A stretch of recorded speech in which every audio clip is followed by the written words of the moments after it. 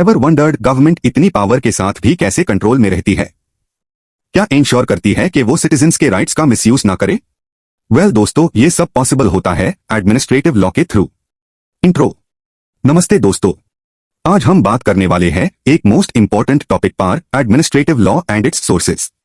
ये टॉपिक हर LLB student के लिए मस्ट नो है, स्पेशली अगर आप जुडिशरी या कॉम्पिटिटिव लॉ एग्जाम्स के लिए प्रिपेयर कर रहे हो। Meaning of administrative law. सबसे पहले समझते हैं एडमिनिस्ट्रेटिव लॉ होता क्या है। सिंपल वर्ड्स में ये वो ब्रांच ऑफ पब्लिक लॉ है जो गवर्नमेंट के पावर्स और ड्यूटीज को रेगुलेट करती है।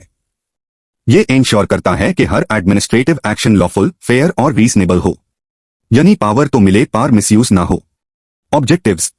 एडमिनिस्ट्रेटिव लॉ का मेन पर्पस होता है गवर्नमेंट के आर्बिट्रेरी एक्शंस को कंट्रोल करना, सिटीजन्स के राइट्स को प्रोटेक्ट करना और इंश्योर करना कि हर डिसीजन ट्रांसपेरेंट और जस्ट हो।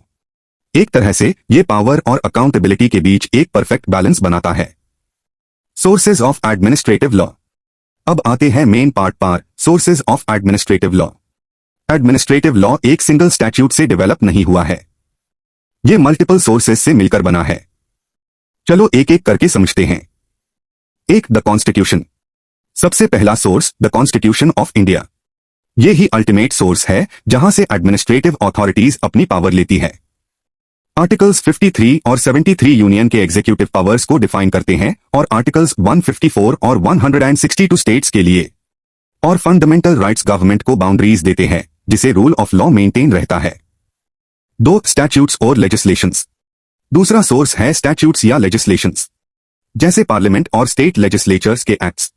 For example, right to information act, consumer protection act, environment protection act. इन्हीं एक्ट्स के थ्रू एडमिनिस्ट्रेटिव बॉडीज क्रिएट होती है और उनके पावर्स और ड्यूटीज डिफाइन किए जाते हैं। 3, जुडिशियल डिसीजंस। तीसरा सोर्स जुडिशियल डिसीजंस। कोर्ट्स का रोल यहां बहुत इंपॉर्टेंट है। जुडिशरी इंटरप्रेट करती है लॉज को और इंश्योर करती है कि कोई अथॉरिटी अपनी पावर का मिसयूज ना करे। जैसे case AK Kraipak versus union of India में कोर्ट ने बोला, even administrative actions must follow natural justice. और मनेका गांधी केस ने फेयर प्रोसीजर को आर्टिकल 21 का पार्ट बना दिया। 4, डेलीगेटेड लेजिस्लेशन। चौथा सोर्स है डेलीगेटेड लेजिस्लेशन। यहां लेजिस्लेचर अपनी कुछ लॉ मेकिंग पावर एग्जीक्यूटिव को दे देती है ताकि रूल्स और रेगुलेशंस बना सके। इसे लॉ मेकिंग फास्ट और प्रैक्टिकल होता है, जैसे एनवायरनमेंट प्रोटेक्शन एक्ट के रूल्स गवर्नमेंट बनती है। 5, एडमिनिस्ट्रेटिव डायरेक्शंस सर्कुलर्स। पांचवा सोर्स है एडमिनिस्ट्रेटिव डायरेक्शंस और सर्कुलर्स। ये स्टैट्यूटरी नहीं होते पर इंटरनल गाइडेंस के लिए बहुत इंपॉर्टेंट होते हैं। डिपार्टमेंट्स इन्हें इशू करते हैं ताकि पॉलिसीज को यूनिफॉर्मली इंप्लीमेंट किया जा सके। 6, रिपोर्ट्स एंड रिकमेंडेशंस। आखिरी सोर्स है reports and recommendations. Law commission of India और एडमिनिस्ट्रेटिव रिफॉर्म्स कमीशन जैसे बॉडीज गवर्नमेंट को सजेस्ट करती है रिफॉर्म्स के लिए। इनके रिकमेंडेशंस से नए लॉज और इंप्रूवमेंट्स आते हैं एडमिनिस्ट्रेटिव सिस्टम में। तो दोस्तों, एडमिनिस्ट्रेटिव लॉ बेसिकली एक प्रोटेक्टिव शील्ड है जो इंश्योर करता है कि गवर्नमेंट एफिशिएंटली काम करे लेकिन अकाउंटेबल भी रहे।